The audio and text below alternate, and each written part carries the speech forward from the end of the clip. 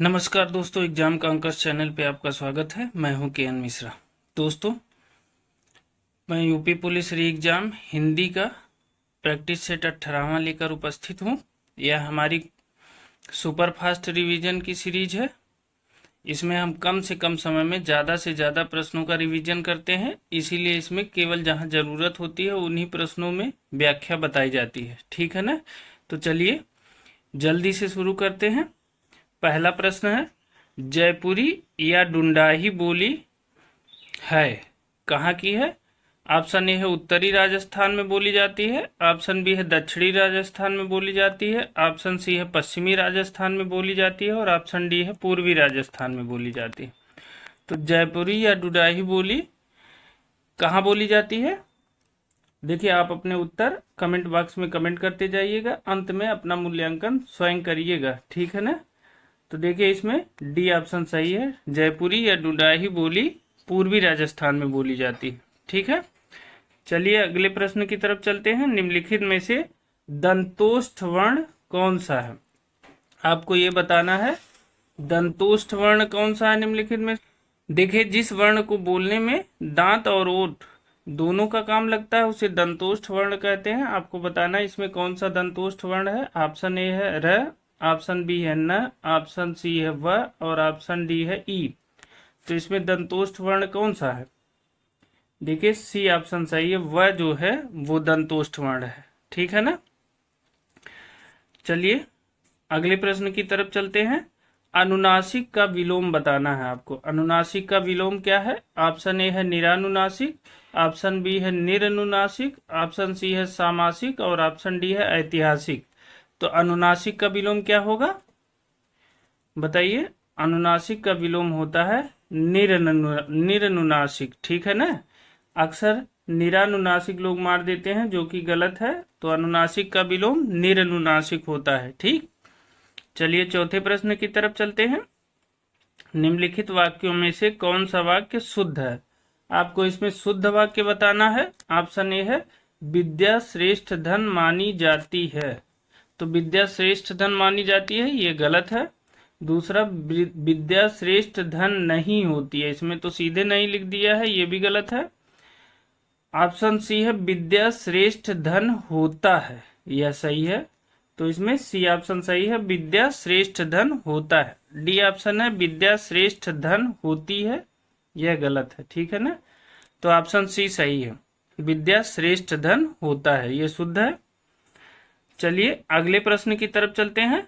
पांचवा प्रश्न है, जिसका उपचार न हो सके, उसके लिए एक शब्द बताना है जिसका उपचार न हो सके। ऑप्शन ए है साधनहीन, ऑप्शन बी है श्रम साध्य, ऑप्शन सी है असाध्य, ऑप्शन डी है दुस्साध्य। तो जिसका उपचार न हो सके उसको क्या कहते हैं? असाध्य। कहा जाता है ना कि आपको असाध्य बीमारी हो गई है क्या, तो असाध्य का मतलब होता है जिसका उपचार न हो सके, गंभीर बीमारी। ठीक है ना? चलिए अगले प्रश्न की तरफ चलते हैं। छठवां प्रश्न है, इनमें से तद्भव तत्सम का एक युग्म अशुद्ध है। आपको ये बताना है इसमें तद्भव तत्सम का कौन सा युग्म अशुद्ध है। ऑप्शन ए है उपाध्याय का ओझा दिया है, तो उपाध्याय का तद्भव ओझा होता है। ठीक है ना? श्रेष्ठ का सेठ दिया है, तो ये भी सही है, श्रेष्ठ और सेठ ये भी तद्भव तत्सम की दृष्टि से सही है। अग्निष्ठ का अंगीठा दिया, ये गलत है, अग्निष्ठिका का अंगीठी होता है, अग्निष्ठ गलत है। ठीक है ना? तो सी गलत है। डी में क्या दिया है? आर्द्रक का अदरक दिया है, तो आर्द्रक का अदरक होता है, ये भी सही है। ठीक है, तो सी ऑप्शन सही है। देखिए, ईख का तत्सम बताना है आपको। ईख का तत्सम क्या होता है? ऑप्शन ए है इक्षु, ऑप्शन बी है इख, ऑप्शन सी है गन्ना और ऑप्शन डी है इक्षु। तो ईख का तत्सम क्या होगा? ईख का तत्सम होता है इक्षु। तो डी ऑप्शन सही है। ठीक है, चलिए आठवें प्रश्न की तरफ चलते हैं। इसमें देखिए, ईख का तत्सम होता है इक्षु, ये सी लिखा है, नहीं सी नहीं है, ये डी ऑप्शन सही है। ठीक है ना? इसको करेक्ट कर लीजिएगा, आंसर डी सही है। चलिए आठवें प्रश्न के लिए चलते हैं। 8वां प्रश्न है, किसी कार्य के लिए दी जाने वाली आर्थिक सहायता को क्या कहा जाता है? क्या है? किसी कार्य के लिए दी जाने वाली आर्थिक सहायता क्या कहलाती है? ऑप्शन ए है तकावी, ऑप्शन बी है ऋण, ऑप्शन सी है अनुदान और ऑप्शन डी है दक्षिणा। तो किसी कार्य के लिए जो दी जाने वाली आर्थिक सहायता है उसे क्या कहते हैं? उसे कहते हैं अनुदान। ठीक है, तो 8वें का सी ऑप्शन सही है। तकावी जो है कृषकों को दिया जाने वाला ऋण है। ठीक है ना, तकावी कृषकों को दिया जाने वाला ऋण है। ठीक है ना, अनुदान है किसी कार्य के लिए दी जाने वाली आर्थिक सहायता। ठीक है ना, तो सी ऑप्शन सही है। 9वें प्रश्न की तरफ चलते हैं। निम्नलिखित वाक्यों में से शुद्ध वाक्य बताना है आपको।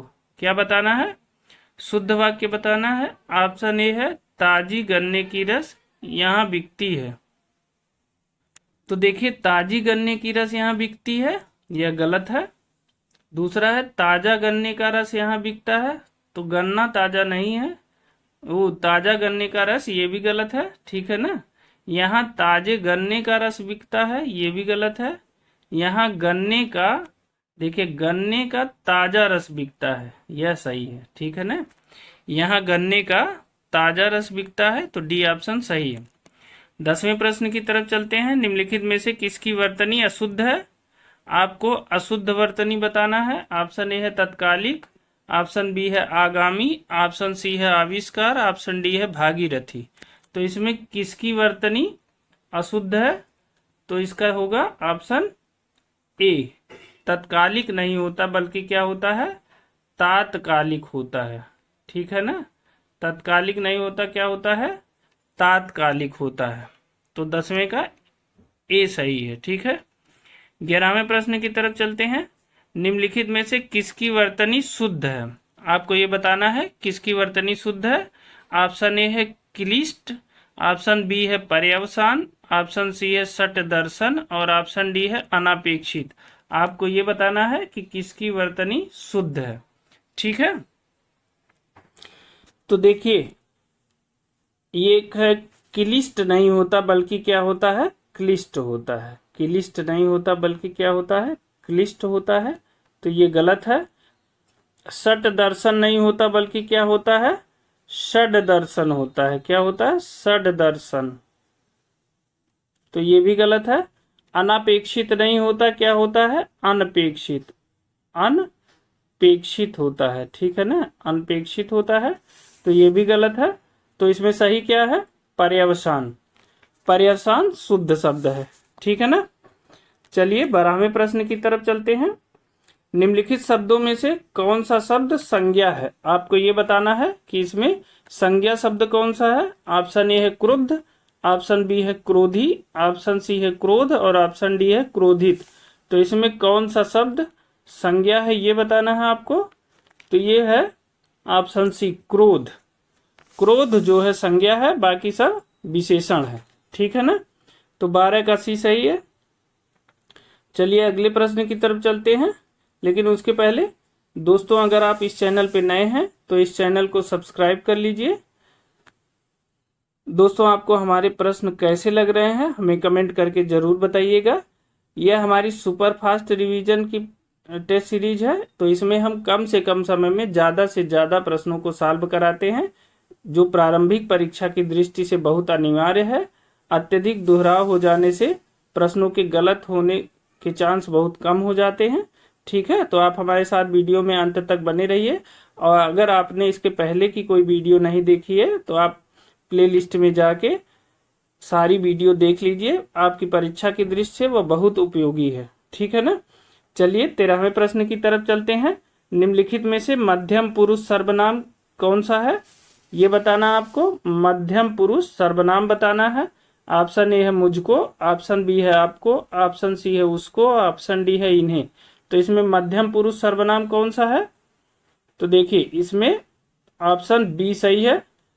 13वें का बी सही है। आपको जो है ये मध्यम पुरुष सर्वनाम है। ठीक है ना, चलिए इसकी व्याख्या देखते हैं। देखिए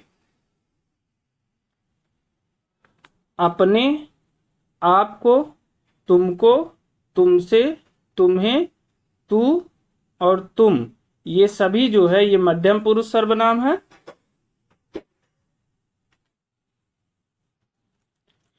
जबकि उन, उनको, इन्हें, उन्हें, इससे और उसको आदि जो है ये अन्य पुरुष सर्वनाम है।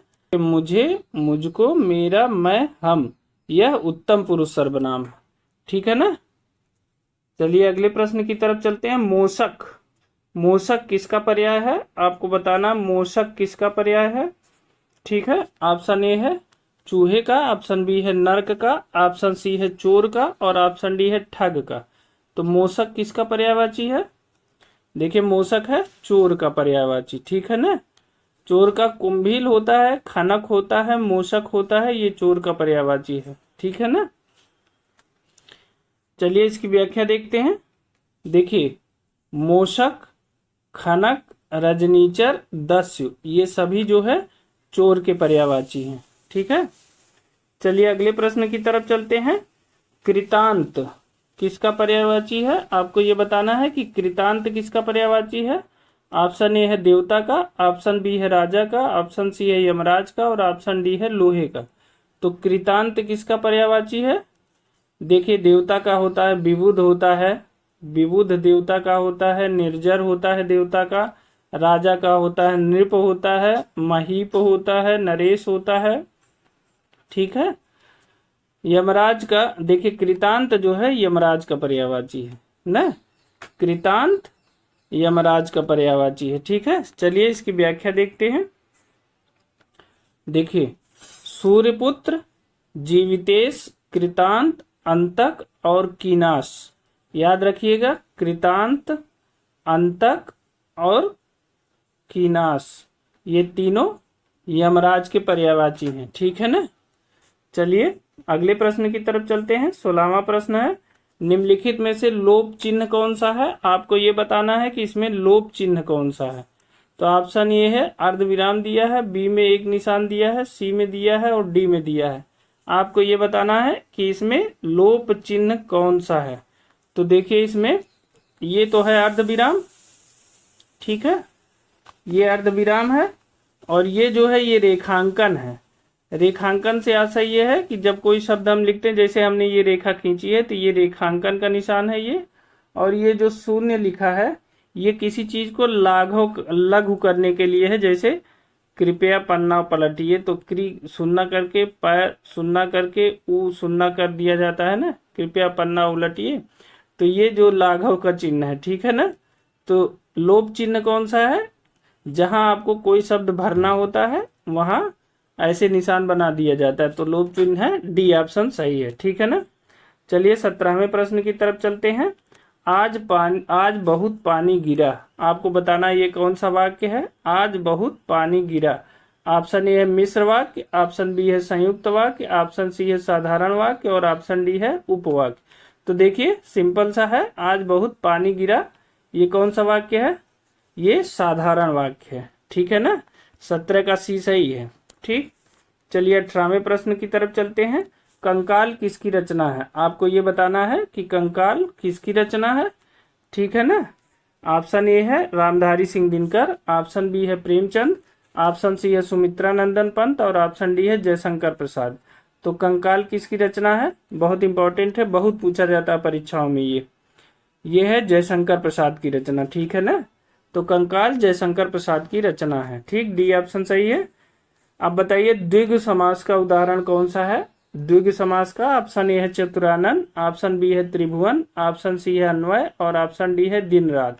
तो आपको ये बताना है द्विगु समास का उदाहरण कौन सा है। तो देखिए द्विगु जो समास होता है वो संख्यावाची होता है। ठीक है, तो आप इसमें छांटिए किसमें संख्या है। देखिए त्रिभुवन, तीन भुवन को त्रिभुवन कहते हैं, तो ऑप्शन बी सही है। ठीक है ना। तो द्विगु समास का उदाहरण कौन सा है, त्रिभुवन है। ठीक है, तो 19 का बी सही है। देखिए इसमें डी नहीं होगा बल्कि बी ऑप्शन सही है ना। इसमें त्रिभुवन है, बी ऑप्शन सही है। ठीक है ना। आप करेक्ट कर लीजिएगा, बी ऑप्शन सही है त्रिभुवन। ठीक है। चलिए अगले प्रश्न की तरफ चलते हैं। तन मन धन में कौन सा समास है, क्या बताना है आपको। तन मन धन में कौन सा समास है। ऑप्शन ए है द्विगु, ऑप्शन बी है द्वंद्व, ऑप्शन सी है कर्मधारय और ऑप्शन डी है अव्ययी भाव। तो आपको बताना है तन मन धन में कौन सा समास है। तो देखिए तन मन धन में समास कौन सा है, बी ऑप्शन सही, द्वंद्व समास है। तन मन और धन इनमें जो है तीनों में जो है योजक चिन्ह लगा होता है, तो तन मन धन में द्वंद्व समास है। ठीक है ना। चलिए तो दोस्तों ये थे हमारे आज के 20 प्रश्न। ये हमने हिंदी का प्रैक्टिस सेट 18वां प्रैक्टिस सेट आपको कराया।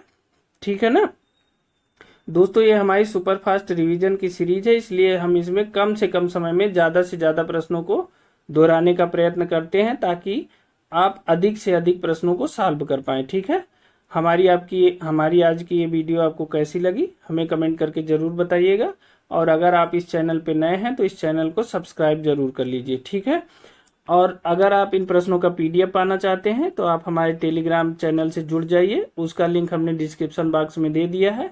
ठीक है, मिलते हैं अगली वीडियो में एक नई टेस्ट सीरीज के साथ। तब तक के लिए बहुत बहुत धन्यवाद।